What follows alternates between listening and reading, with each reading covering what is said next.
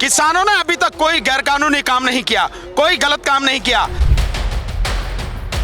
Police कहती कि साडे वालों जो कुछ नहीं किया गया, असी कोई जड़ी है गोली नहीं चलाई।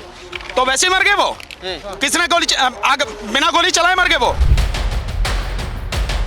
जेसीबी वाले ला रहे हैं तो क्या अपराध कर रहे हैं? जेसीबी वाले क्या अपराध कर रहे हैं? जेसीबी क्या है? एक वाहन ही तो है ना, वो लेके आ रहे हैं। अगर वो कानूनी कार्रवाई कर सकते तो हम भी जानते कानूनी कार्रवाई कैसे की जाती है। मुकदमे बहुत देखे हैं हमने, मुकदमे ही देखते हैं रात दिन जो है यही काम करते हैं। इनसे परेशान होने की जरूरत नहीं है। ये क्रिमिनल एक्ट है, सो ये सरकार का कोई तरीका नहीं है। जो काम कर रही है सरकार पूरी तरह से गलत कर रही है। किसानां दे अंदोलन दे विच पहुंचे हाँ। इस अंदोलन दे विच वक्खो वक्खरे काम करने वाले लोग पहुंचते हैं, पर इस दरमियान एडवोकेट भानु प्रताप पहुंचे ने लगातार केंद्र की सरकार के उत्ते सवाल चुकते हैं। वकील साहब, जिस तरीके दे नाल सारे दिन का अज वरतांत रहा, जो कुछ अज सारे दिन दे विच होया कानूनी तौर जो कुछ अज सारे दिन दे विच होया कानूनी तौर दे उत्ते कानूनी तौर से पूरी तरह से गैर कानूनी है। ये कोई कानूनी तरीका नहीं है। अपने ही देश के लोगों को अपने देश में जाने से रोकना ये अपराध है, ये क्रिमिनल एक्ट है। सो ये सरकार का कोई तरीका नहीं है। जो काम कर रही है सरकार पूरी तरह से गलत कर रही है। बजाय रोकने के सरकार को आके बात करनी चाहिए, और बात करने की भी जरूरत नहीं है। किसानों की जितनी मांगे हैं, मजदूरों की जो मांगे हैं वो माननी चाहिए, तत्काल माननी चाहिए। जिस तरीके दे नाल एक नौजवान की मौत हुई है घनौरी बार्डर के उत्ते, उत्थों ने चर्चा उठी है। हरियाणा पुलिस ने ट्वीट किया, हरियाणा पुलिस कहती कि साडे वालों जो कुछ नहीं किया गया, असी कोई जड़ी है गोली नहीं चलाई। तो वैसे मर गए वो? किसने बिना गोली चलाए मर गए वो लोग गोलियों से मरे हैं। जो अब तक की इंफॉर्मेशन आ रही है, जितना मुझे बताया गया है, जो लोग कह रहे हैं अगर वो गोलियों से उनकी मौत हुई है तो क्या ये अपने साथियों को मार रहे हैं? ये सारे के सारे जो लोग आंदोलन करके इन्होंने अपने भाई को मार दिया, अपने साथी को मार दिया? नहीं ना, निश्चित रूप से सरकार की तरफ से गोली चलाई गई है, पुलिस की तरफ से गोली चलाई गई है। ये जो आप इधर से देख रहा हूँ, मैं तो अपनी आंखों से देख रहा हूँ। ये यहाँ पे गोली नहीं चल रही है, यहाँ पे गोले नहीं चलाए जा रहे हैं, ड्रोन से गोले गिराए जा रहे हैं। ये सब कुछ सरकार कर रही है, लेकिन इसके अलावा झूठ और क्या बोल सकती है सरकार? इस सारे तो बाद हुण चर्चा उठी है, कहते कि वकील वाले पक्ष तो कोई कानूनी मार खड़े होणगे, क्योंकि उस परिवार दे विच भी गरीबी है, जिहदे एक बच्चा गया। बहुत सारे किसान ने जिन्हां ते 302 के तहत कहा जा रहा है कि हरियाणा के विच मुकदमे दर्ज कर ले गए, खास तौर पर जेसीबी ते पॉकलैंड लियाउण वालियां दे खिलाफ। नहीं, जेसीबी वाले ला रहे हैं तो क्या अपराध कर रहे हैं? जेसीबी वाले क्या अपराध कर रहे हैं? जेसीबी क्या है? एक वाहन ही तो है ना, वो लेके आ रहे हैं। क्या किसी से उन्होंने अटैक किया है क्या जेसीबी से? जो आप कर रहे हैं गुंडागर्दी, आप बैरिकेड लगा रहे हैं, आपके पास जेसीबी नहीं है क्या? जो लगा के आप जो बीच में डंपर खड़े कर रहे हैं और पूरे बैरिकेड लगा रखे आपने, आप जेसीबी का इस्तेमाल कर रहे हैं। तो क्या आपके खिलाफ भी जो है, पुलिस के खिलाफ, चीफ मिनिस्टर के खिलाफ, यहाँ के गृह सचिव के खिलाफ भी FIR कराई जा बनती है? सो ये धमकाने की जरूरत न करे सरकार। अगर वो कानूनी कार्रवाई कर सकते तो हम भी जानते कानूनी कार्रवाई कैसे की जाती है। रही बात जिनके खिलाफ भी मुकदमे करवाए जा रहे हैं, किसी को घबराने की जरूरत नहीं है। मुकदमे बहुत देखे हैं हमने, मुकदमे ही देखते हैं रात दिन जो है यही काम करते हैं। इनसे परेशान होने की जरूरत नहीं है। किसानों ने अभी तक कोई गैरकानूनी काम नहीं किया, कोई गलत काम नहीं किया।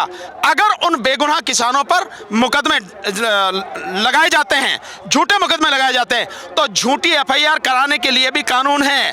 धारा 182 और धारा 211 ये उनको समझ में आनी चाहिए। ये सब कुछ हम जानते हैं, तो इससे चिंता करने की जरूरत नहीं है। बिल्कुल। सो इसी जिस तरीके दे नाल एडवोकेट भानु प्रताप सिंह हुणां ने दस्सिया कि इस सारे मसले के विचकार साफ शब्दों के विच सारी चीज़ साफ हो गई है कि जेकर कानूनी लोड़ पैंदी है तो उस दे विच इन्हां दे वल्लों साथ दिता जाएगा। परिवार को कम से कम 1 करोड़ का मुआवजा देना चाहिए, 1-1 करोड़ का, जिस परिवार का बेटा गया है, और उसके परिवार के लोगों को जो है नौकरी, सारी चीज़ों की जिम्मेदारी सरकार को लेनी चाहिए। यहाँ पर जिस तरह से भारी संख्या में आंसू गैस के गोले बरसाए जा रहे हैं, क्या लगता है एक तरफ सरकार करेगी, हम बात करेंगे, हम किसानों की समस्याओं की जो है समस्या उसको हल करेंगे, लेकिन यहाँ पर जो हालात है, सरकार समस्याओं को हल नहीं करना चाहती। ये हर किसी को साफ हो जाना चाहिए। मोदी सरकार किसानों की, मजदूरों की समस्याओं का हल नहीं करना चाहती, उसकी नीयत खराब है। अगर हल करना चाहती तो बातें होती, गोलियां नहीं चलाई जाती, गोले नहीं चलाए जाते।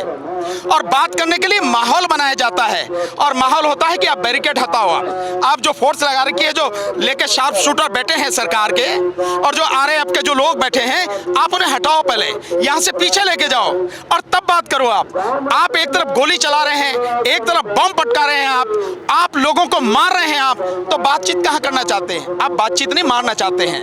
और फिर मैं कह रहा हूं कि सरकार किसानों और मजदूरों को कुछ देना नहीं चाहती, उनको खत्म करना चाहती है, इसलिए ये सारी चीजें। किसान नेताओं से क्या कुछ बात हुई है आपकी? नहीं, मेरी अभी यहाँ पे आदरणीय पंडेर साहब ही हैं, सरवन सिंह पंडेर साहब, और दलेवाल साहब जो हैं वो खनौरी बॉर्डर गए हुए हैं, और चौधरी हरपाल सिंह जी भी हैं, उनसे भी बात नहीं हो पाई है। सो मैं तो सिंपल मैंने कहा है कि हमारी जो भी आपको जरूरत पड़े, जिस तरह से भी, चाहे कानूनी हो या किसी भी तरह की, हम हर पल आपके साथ में हैं। 13 महीने पहले भी हम किसानों के साथ में थे, आज भी किसानों के साथ में हैं, और अंतिम सांस तक किसान और मजदूरों की लड़ाई में उनके साथ कंधे से कंधा और कदम से कदम मिलाकर चलेंगे।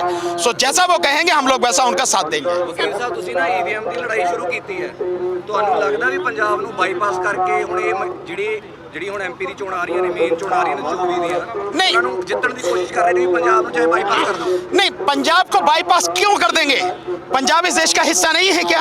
पंजाब इसी देश का हिस्सा है, हरियाणा इसी देश का हिस्सा है ना, तो आप किसी को भी बाईपास कैसे कर देंगे? हाँ, ये बात जरूर है कि पंजाब के लोग हों, हरियाणा के लोग हों, या देश के किसी भी कोने के लोग हों, किसी प्रदेश के लोग हों, मोदी सरकार को वोटों की जरूरत नहीं है आपकी, क्योंकि वोट तो वो ईवीएम से छाप लेती है।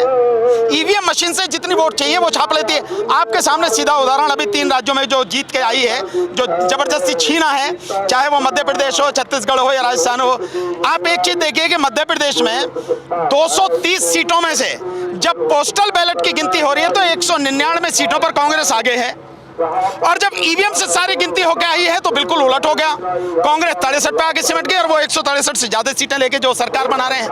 ये कैसे हो रहा है? ये सब ये कैसे संभव है कि एक जो बैलेट पेपर से हो रहा है उसमें आपका अता पता नहीं है, और जो ईवीएम से हो रहा है आप जीत कर रहे हैं। ਤੁਹਾਨੂੰ ਲੱਗਦਾ ਤੁਹਾਡੀ ਲੜਾਈ ਇਹ ਜਿੱਤ ਦੇ ਵੱਲ ਜਾ ਸਕਦੀ ਹੈ, ਕਿਉਂਕਿ ਤੁਸੀਂ ਆਪਣਾ ਸਾਥੀ ਦੇ ਨਾਲ, ਐਡਵੋਕੇਟਾਂ ਦੇ ਨਾਲ, ਤੁਸੀਂ ਸੁਪਰੀਮ ਕੋਰਟ ਦੇ ਵਿੱਚ ਤੁਸੀਂ ਪਟੀਸ਼ਨ ਪਾਈ ਹੈ, ਤੁਸੀਂ ਲੜ ਰਹੇ ਹੋ ਲੜਾਈ, ਤੁਸੀਂ ਹੁਣ ਘਿਰਾਵ ਵੀ ਕਰਨਾ ਹੈ। ਹੋ ਸਕਦਾ ਤੁਹਾਡੇ ਤੇ ਕਾਰਵਾਈ ਕਰ ਦਿੱਤੀ ਜਾਵੇ, ਜਿਵੇਂ ਗੋਲੀਆਂ ਇਹਨਾਂ ਨੇ ਸਾਡੇ ਤੇ ਚਲਾਤੀਆਂ। देखिए, कार्रवाई वो कर रहे हैं और गलत कर रहे हैं, हमें भी मालूम है। कहीं भी धारा 144 लगा देते हैं, धारा 144 संविधान से ऊपर नहीं है, पर हमें इस बात का डर नहीं है। जैसे यहाँ खड़े हुए किसी भी व्यक्ति को सरकार की इन गोलियों से, गोलों से, तोप तमंचों से कोई डर नहीं है, इसी तरह से हमें भी कोई डर नहीं है, और हम लगातार लड़ रहे हैं। मैं विश्वास के साथ कह सकता हूं कि ईवीएम की लड़ाई को हमने देश के कोने कोने में, हर गांव में, हर शहर में, हर गली मोहल्ले में हमने पहुंचा दिया, लोगों तक पहुंचा दिया। और आप आने वाले समय में देखना 2024 का चुनाव ईवीएम से नहीं होगा। मैं आपके बीच में कह के जा रहा हूं, 2024 का चुनाव केवल और केवल बैलेट पेपर से होगा, नहीं तो चुनाव नहीं होगा। ਇਹਨਾਂ ਨੇ ਜਿਵੇਂ ਫਾਇਰਿੰਗ ਕੀਤੀ, ਤੁਹਾਡੇ ਹੋ ਸਕਦਾ ਲਾਇਸੈਂਸ ਕੈਂਸਲ ਕਰ ਦੇਣੇ किसके? ਐਡਵੋਕੇਟਸ ਦੇ ਜਿਹੜੇ ਤੁਹਾਡੇ, ਜਿਵੇਂ ਸਰਕਾਰ ਦੇ ਖਿਲਾਫ ਜਿਹੜਾ ਹੁੰਦਾ ਉਹਨੇ मैंने ऐसा कोई काम नहीं किया कि मेरा लाइसेंस कैंसिल कर दें, और मोदी या उसके बाप के बस की नहीं है कि मेरा लाइसेंस कैंसिल कर दें। किसी सरकार में या किसी कोर्ट में इतनी हिम्मत नहीं है जो मेरा लाइसेंस कैंसिल कर दें। मैं जानता हूं कानून क्या है, मैं जानता हूं संविधान क्या है, मैं जानता हूं मेरी ताकत क्या है, और मैं जानता हूं मेरी हद क्या है, सब चीजें जानता हूं। तो मुझे लाइसेंस की परवाह नहीं है, और लाइसेंस अगर नहीं भी रहेगा तो मैं इंसान तो हूं ना, भारतवासी तो हूं ना। मैं लड़ने का अधिकार मुझ पर तब भी था और आज भी है, और जीवन भर रहेगा, ये मुझसे कोई नहीं छीन सकता।